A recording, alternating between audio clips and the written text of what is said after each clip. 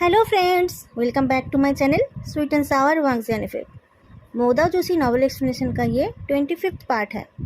इस नॉवल के original author है MXTX और इसे इंग्लिश में ट्रांसलेट किया है एक्साइल रेबल्स ने। इसके डिटेल्स और इंग्लिश ट्रांसलेशन का लिंक डिस्क्रिप्शन बॉक्स में है। जिस टाइम वांग लिंगजियाओ मर रही थी उसी टाइम एक फॉरेस्ट में लान वांगजी आकर जियानचेंग से मिला। हाई हेलो करने के बाद दोनों अपने अपने सोर्ट्स में चढ़कर उड़ने लगे। उनके साथ दोनों के साथ आए हुए कल्टीवेटर्स भी चलने लगे। 2 महीने पहले लांसेट के दोनों जेड्स ने जियानचेंग के साथ मिलकर एक सरप्राइज अटैक किया था और सारे कल्टीवेटर्स के छीने गए शोर्ट्स को रेस्क्यू करके उनके ओनर्स के पास भेज दिया था। अभी अपने बिचन पर सवार लान वांगजी ने शांडू पर सवार जियानचेंग के कमर में रखे दूसरे शोर्ट को देखा और फिर उसने नजरें फेर लिया और फिर सामने देखते हुए उसने पूछा, वोइंग अभी तक नहीं आया? जियानचेंग ने हैरान होकर देखा। उसने नहीं सोचा था कि वांगजी ऐसा कुछ पूछेगा। नहीं, उसने शुइबियान को देखते हुए जवाब दिया, अभी तक उसकी कोई खबर नहीं मिली है। जैसे ही वो आ जाएगा मैं उसको उसका शोट दे दूंगा। उनकी टीम एक सुपरविजन ऑफिस में आकर पहुंचे जहां वेनचाओ छुपा हुआ है। वो लोग अटैक के लिए रेडी हो रहे थे, पर उस जगह से निकलते हुए डार्क एनर्जी को देखकर सब लोग रुक गए। इतना डार्क एनर्जी, पर डोर के साइड में 2 तालिस्मान ठीक से ही लगे हैं।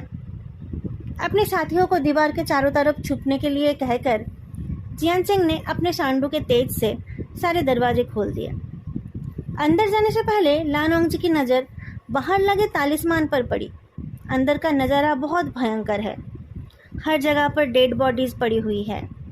कोर्टयार्ड में, रूफटॉप में, झाड़ियों में, हॉलवे में, हर जगह पर लाशें फैले हुए हैं।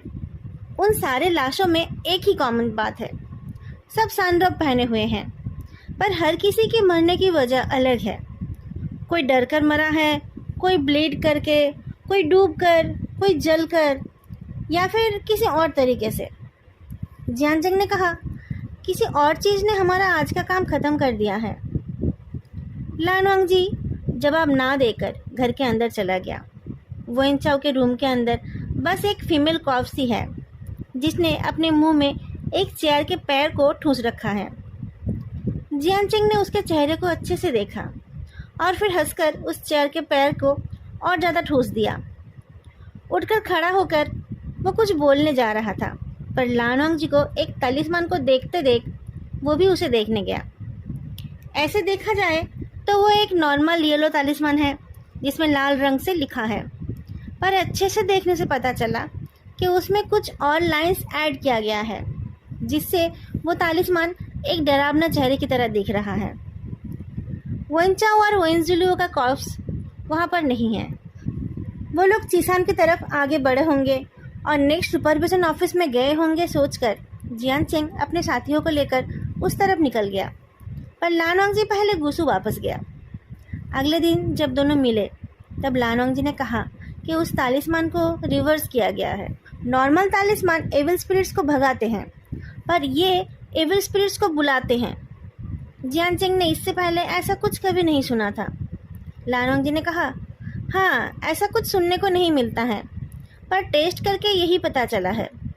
जियानचेंग ने कहा, बस कुछ ब्रश स्ट्रोक से ये उल्टा हो गया, ये किसी इंसान का काम है। लान वांगजी ने एक्सप्लेन किया, 4 ब्रश स्ट्रोक्स ऐड किए गए हैं और इसके लिए ह्यूमन ब्लड यूज़ किया गया है। किसी एक इंसान ने ही सारे तालिस्मान को चेंज किया है। पर ये है कौन? मुझे तो ऐसे किसी रिनाउंड कल्टीवेटर के बारे में नहीं पता जो ऐसा कर सकता है, जियानचेंग ने कहा। पर ये जो कोई भी है, जब तक इसका मकसद भी हमारी तरह वेन डॉग्स को ख़त्म करना है तब तक ये ठीक है। दोनों नॉर्थ की तरफ बढ़ते गए और उनके रास्ते में हर जगह पर उन्हें वेनसेट के रोब पहने हुए डेड बॉडीज़ मिलते रहे। उन मरे हुए लोगों में कुछ हाई रैंक वाले लोग भी हैं। सब अजीब अजीब तरीके से मरे हैं और उनकी बॉडीज़ को सबके देखने के लिए छोड़ा गया है। लान वांगजी ने कहा, ये सब उसका ही काम है। सब जगह पर हेवी डार्क एनर्जी है। जियानचेंग ने कहा, इस दुनिया में वेन से ज़्यादा डार्क और क्या हो सकता है? 4th नाइट में जाकर उनको एक रिमोट माउंटेन के कुरियर स्टेशन में वेनजुलियो का पता चला। उसके कोर मेल्टिंग टेक्निक के बारे में सोचकर कोई उसके सामने नहीं गया। कुरियर स्टेशन 2 मंजिलों का था। वो लोग छत के ऊपर चले गए और जियानचेंग अपनी नफरत को दबाकर टाइल के गैप से देखने लगा। वेंजुलिउ किसी को खींचते हुए किसी तरीके से ऊपर वाले फ्लोर पर पहुंचा और उसे टेबल के पास रखकर पहले सारी खिड़कियों को और पर्दों को बंद किया। उसके बाद जाकर उसने एक ऑयल लैंप जलाया। लैंप की लाइट से उसका चेहरा दिखने लगा। उसकी आंखों के नीचे के काले धब्बे भी दिख गए। टेबल के पास जो था वो पूरी तरह कवर्ड था। लाइट जलाते ही केप के अंदर का वो इंसान कांप उठा। लाइट मत जलाओ, कहीं उसने मुझे ढूंढ लिया तो। लानवांगजी और जियानचेंग ने एक दूसरे की तरफ हैरान होकर देखा। वेंजुलिउ के साथ तो वेन चाओ को होना चाहिए था, पर इस इंसान की वॉइस कितनी अजीब और शार्प है। वेंजुलिउ नजरें झुकाकर अपनी स्लीव से कुछ निकालने लगा। क्या लाइट ना जलाने से वो हमें ढूंढ नहीं पाएगा? वेन चाओ ने हाँफते हुए कहा, हम तो इतनी दूर आ गए हैं, वो और हमें ढूंढ नहीं पाएगा ना? शायद, वेंजुलिउ ने इंडिफरेंट वॉइस में कहा। वेन चाओ गुस्सा हो गया। हम उसके जंगल से नहीं निकले तो हम रुके क्यों? तुम्हें मरहम पट्टी की ज़रूरत है, नहीं तो तुम ऐसे ही मर जाओगे, वेंजुलिउ ने जवाब दिया। उसने वेन चाओ के केप को हटाया और छत के ऊपर खड़े दोनों लोग चौंक उठे। ये वो पुराना एरोगेंट वेन चाओ नहीं है, बल्कि सर पर बैंडेज किया हुआ एक टकला आदमी है। वेंजुलिउ उसके बैंडेज उतारने लगा और एक अजीब जला हुआ चोट खाया हुआ चेहरा निकल आया। वेन चाओ के चेहरे को देखकर लगा जैसे किसी ने उसे कुक कर दिया हो। वेंजुलिउ ने पहले उसे कुछ पिल्स खिलाया और फिर वो उसके स्किन पर ऑइंटमेंट लगाने लगा। वेन चाओ रोने लगा तो उसने कहा, रोना मत, नहीं तो आंसू से तुम्हारे चोट और ख़राब हो जाएंगे। वेन चाओ अपने आंसुओं को रोकने की कोशिश करता रहा। उसके मुंह से अजीब आवाज़ें निकलती रही। उस डिम लाइट में वो डरावना लगने लगा। अचानक वो चीख उठा, बांसुरी, उसकी बांसुरी की आवाज़। नहीं, वेंजुलिउ ने कहा, ये हवा की आवाज़ है। वेन चाओ चिल्लाते हुए नीचे गिर गया। शायद वो अपने पैरों को यूज़ नहीं कर पा रहा है। वेंजुलिउ ने उसे फिर से उठा लिया और अपनी स्लीव से कुछ बंस निकालकर उसके हाथ में एक दिया। खा लो, उसके बाद हम फिर से चलेंगे। वेन चाओ ने कांपते हुए हाथों से बन खाना शुरू किया। जियानचेंग को वो टाइम याद आया जब वो और वुईवुक्शिया भाग रहे थे। उनके पास तो खाना भी नहीं था। अब पासा पलट गया है, इसी को कर्मा कहते हैं। जियानचेंग साउंडलेसली हंसने लगा। वेन चाओ ने अचानक डर कर अपने हाथ के बन को फेंक दिया। वो चिल्ला उठा, मैं मीट नहीं खाऊंगा, मीट नहीं खाऊंगा। इसमें मीट नहीं है, कहकर वेंजुलिउ ने एक और बन आगे किया। पर वेन चाओ खाना नहीं चाहता है, वो बस अपने डैड के पास जाना चाहता है। वेंजुलिउ ने बताया कि जिस स्पीड से वो लोग जा रहे हैं उससे और 2 दिन लगने वाले हैं।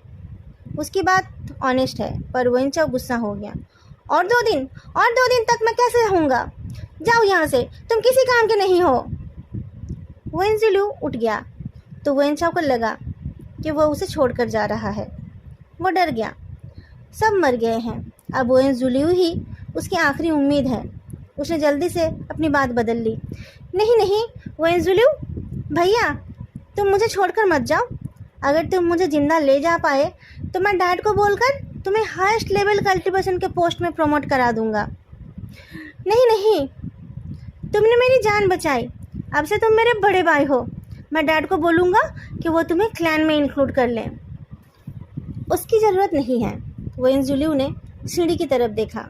जियानचेंग और लानवांगजी को भी सीढ़ियों में किसी की पैरों की आवाज़ सुनाई दी। कोई एक एक स्टेप करके सीढ़ियों से ऊपर आ रहा है। वेन चाओ कांपने लगा। उसने अपने हाथों से अपने चेहरे को कवर कर लिया। उसके दोनों हाथों में एक भी उंगली नहीं है। काले कपड़े पहने एक स्लेंडर सा आदमी धीरे धीरे सीढ़ियों से ऊपर आया। उसकी कमर में एक बांसुरी है। जियानचेंग और लानवांगजी ने अपने अपने सोर्ड के हैंडल को पकड़ लिया, पर ऊपर आए हुए इंसान को देखकर लानवांगजी की आंखें बड़ी बड़ी हो गई। उसने कुछ व्हिस्पर किया। जियानचेंग उठकर खड़ा हो गया। अभी जो इंसान आया है वो कोई और नहीं बल्कि वुईवुक्शिया है, पर पहले के वुईवुक्शिया के साथ इसकी कोई सिमिलरिटी नहीं है। वुक्शिया एक हंसमुख, खुश मिजाज लड़का हुआ करता था। उसके चेहरे पर हमेशा शैतानी झलकती रहती थी और वह प्रॉपरली चलना ही नहीं चाहता था। पर यह इंसान एक कोल्ड डार्क एनर्जी से कवर्ड है। उसके हैंडसम पेल चेहरे पर एक अजीब भयंकर मुस्कान है। उनके सामने का सिचुएशन सरप्राइजिंग है, इसलिए जियानचेंग और लानवांग ने जल्दबाजी में कुछ नहीं किया। वो दोनों टाइल के स्लीट के और करीब जाकर और अच्छे से सिचुएशन को समझने की कोशिश करते रहे। अंदर वेन चाओ वेन जुलुओ का नाम लेता रहा। वी वुक्शन ने कहा, तुम्हें अभी भी लगता है कि उसका नाम लेने से तुम बच जाओगे? उसके पैर गिरे हुए बन के टुकड़े में लगा तो वुक्शन ने फिर से कहा, तुम पिकी ईटर हो? वेन चाओ स्टूल से गिर गया। मैं नहीं खा रहा कहते हुए वो अपनी फिंगरलेस हाथों की मदद से क्रॉल करने लगा। क्रॉल करने की वजह से उसका केप हट गया और उसके पतले पतले बैंडेज बांधे हुए पैर निकल आए। उसके पैर काम नहीं कर रहे हैं और बैंडेज से कवर्ड है। जमीन पर घिसटने की वजह से बैंडेज हटकर पैरों की हड्डियां और उनमें लगे थोड़े थोड़े मांस दिखने लगे। लग रहा है जैसे किसी ने उसके मांस को खा लिया है, शायद उसने खुद ने। वेन चाओ की चीख खाली कुरियर ऑफिस में गूंज उठी, पर रुक्शिया को जैसे कुछ सुनाई ही नहीं दिया। वह अपने रोब के हेम को उठाकर एक और टेबल पर बैठ गया। उसने एक और ऑयल लैंप जला दिया तो उसके चेहरे के एक साइड में उजाला हुआ। उसने अपना हाथ नीचे किया तो टेबल के नीचे से एक भूतिया चेहरा निकल आया और साथ ही कुछ चबाने की भी आवाज़ सुनाई दी। बच्चा सा भूत वो खा रहा है जो वुक्शिया ने उसे खिलाया। अपना हाथ हटाकर वुक्शिया ने उस भूत के सर पर पैट किया। वो बच्चा मुड़कर बैठा और वेन जुलू की तरफ देखते हुए वही वुक्शिया के दिए गए खाना खाने लगा। जो वो खा रहा है वो इंसान की उंगलियां हैं, वेन चाओ की उंगलियां। भूतिया वही वुक्शिया को और उस बच्चे भूत को देखते हुए लानवांग जी का हाथ बिचन के ऊपर टाइट हो गया। वही वुक्शिया ने वेन चाओ को गार्ड करके खड़े हुए वेन जुलू की तरफ देखा। तुम्हें लगता है कि तुम उसे मेरे हाथ से बचा लोगे? वेन जुलू ने कहा, मैं मरते दम तक कोशिश करूंगा। वुक्शिया कोल्डली हंस उठा, कितना वफादार कुत्ता। वेन जुलू ने कहा, मुझे उनके जेनरोसिटी को रिपे करना है। वुक्शिया की आवाज़ हार्श हो गई। क्या जोक है, तुम अपना कर्ज दूसरों की ज़िंदगी से मिटा रहे हो। तभी पीछे से वेन चाओ चिल्ला उठा। वो तो दीवार के लकड़ियों में लगभग समा गया था, पर ऊपर से रेड ड्रेस पहनी हुई एक भूतनी उसके ऊपर आ गिरी। उसका डार्क चेहरा, लंबे काले बाल और रेड ड्रेस, सब कुछ मिलाकर वो बहुत भयंकर लग रही है। वो अपनी उंगलियों से वेन चाओ के सर के बैंडेजेस खोलने लगी। वेन जुलू ने अभी अभी ऑइंटमेंट लगाकर नया बैंडेज लगाया था। खींचते ही बैंडेज के साथ साथ वेन चाओ का स्किन भी सारा निकल आया। उसका सर और पूरा चेहरा खून से भर गया। वेन चाओ चिल्लाकर बेहोश हो गया। वेन जुलू तुरंत उसकी मदद करने गया और छत पर खड़े दोनों लोग भी अटैक करने के लिए रेडी हो गए। पर तभी वुक्शिया के पास बैठा छोटा सा भूत वेन जुलू के ऊपर कूद पड़ा।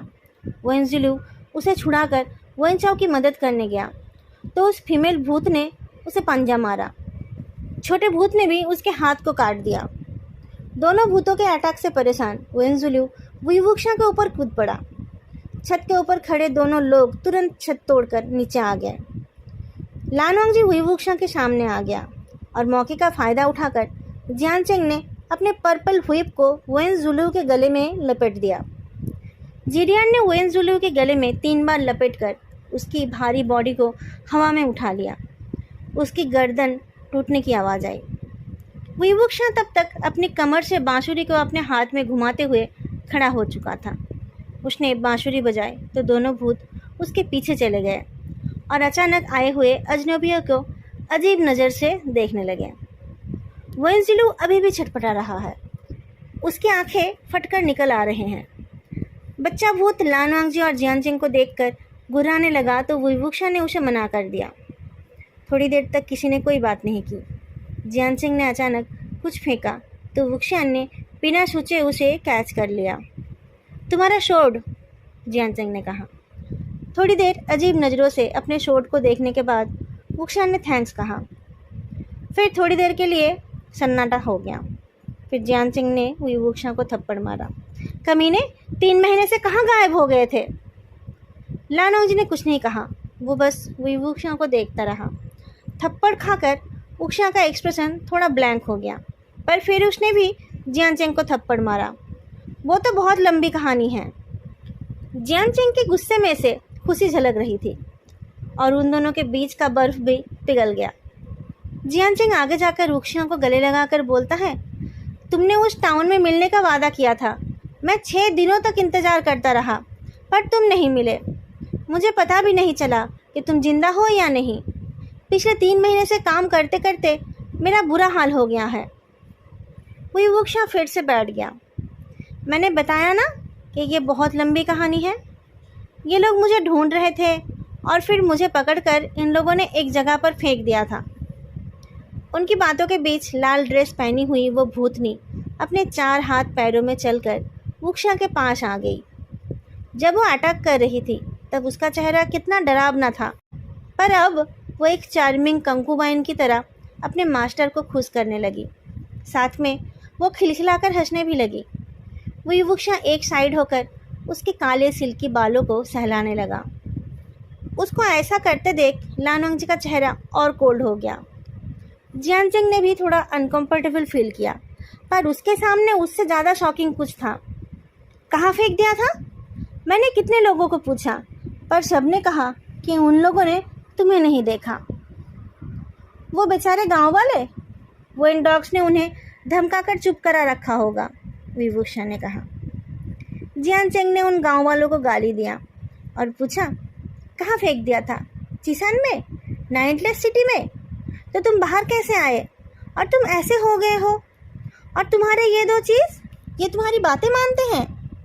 मैं और यंग मास्टर लान वेनचाओ को ढूंढ रहे थे, पर कोई हमसे पहले पहुंच रहा था। मैंने सोचा भी नहीं था कि वो तुम हो सकते हो। तुमने ही वो तालिस्मान चेंज किया था। वही वुक्शा ने अपनी आंखों के कोने से लानोंगजी को देखा, जिसकी नज़र उसके ऊपर ही थी। फिर उसने मुस्कुराकर कहा, अगर मैं कहूँ कि मुझे किसी मिस्टीरियस केव में किसी मिस्टीरियस एक्सपर्ट की लिखी एक मिस्टीरियस बुक मिली और मैं इतना पावरफुल हो गया, तो क्या तुम बिलीव करोगे? जियांचेंग ने कहा, सपना मत देखो। तुमने बहुत ज़्यादा पिक्चर बुक पढ़ ली होगी। दुनिया में इतने सारे मिस्टीरियस बुक्स कहाँ से आ जाते हैं पता नहीं। वही वुक्शा ने कहा, देखा, तुम्हें मुझ पर यकीन नहीं होगा। बाद में टाइम मिलेगा तो बताऊंगा।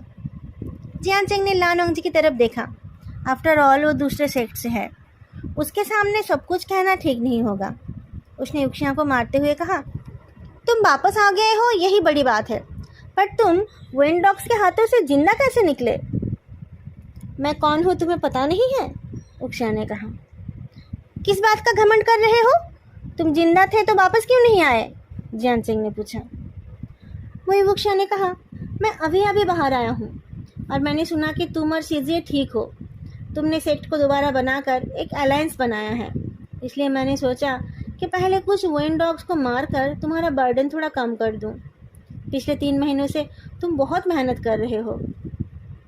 जियांचेंग उसकी बातों से खुश हुआ।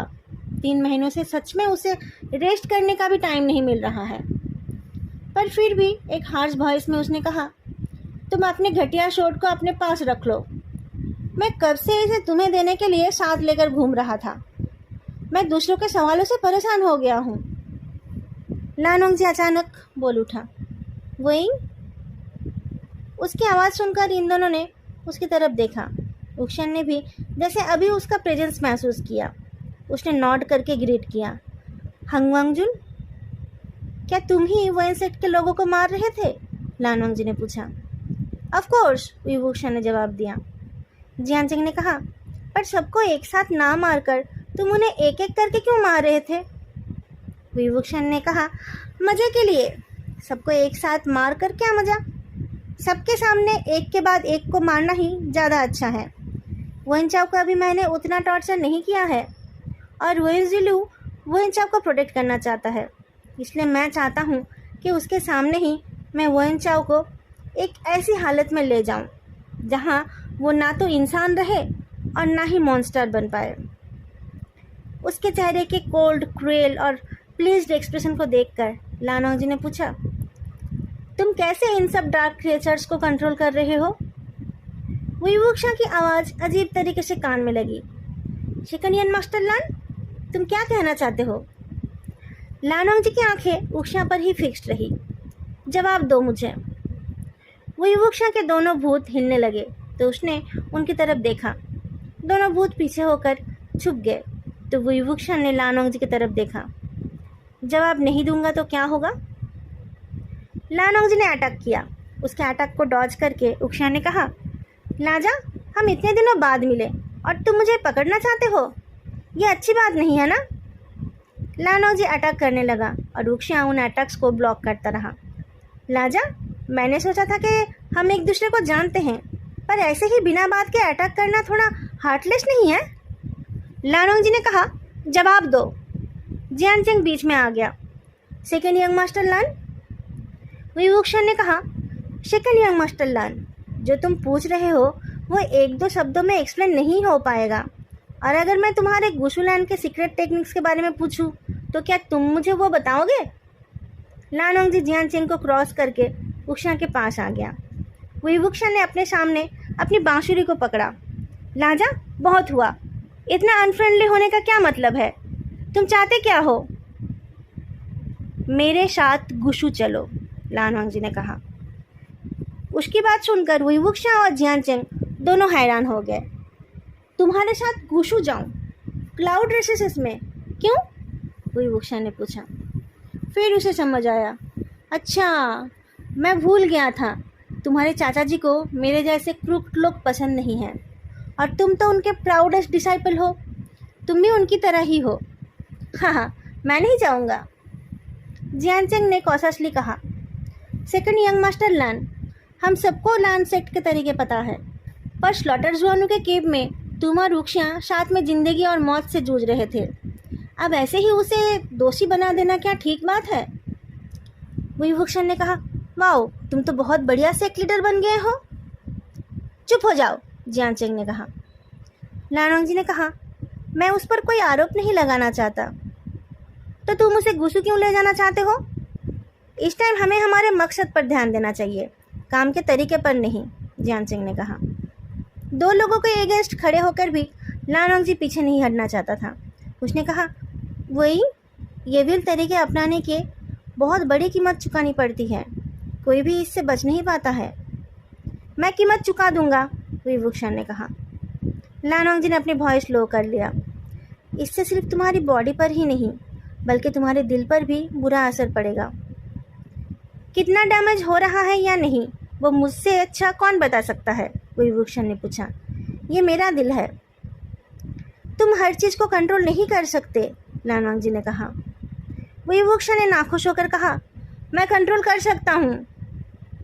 लानोंग जी उसके पास आ गया, पर उसके कुछ कहने से पहले वुक्शा ने आंखें बंद कर ली। मेरा दिल कैसा है वो किसी और को कैसे पता चलेगा? किसी और को इस बारे में सोचने की ज़रूरत ही क्या है? लानोंग जी को अब गुस्सा आ गया। वुक्शा को भी गुस्सा आ गया। लानोंग जी, तुम्हें इस वक्त ये सब करना है? तुम चाहते हो कि मैं गुसुलान सेक्ट के प्रिजन में जाऊं? क्यों? तुम अपने आप को समझते क्या हो? और तुम अपने गुसुलान सेक्ट को क्या समझते हो? तुम्हें लगता है कि मैं रेजिस्ट नहीं करूंगा? दोनों के बीच में एक अजीब हॉस्टाइल एनर्जी क्रिएट हो गई। बिचन के हैंडल में वांग जी का हाथ इतना टाइट हो गया कि उसके नकल्स सफ़ेद हो गए।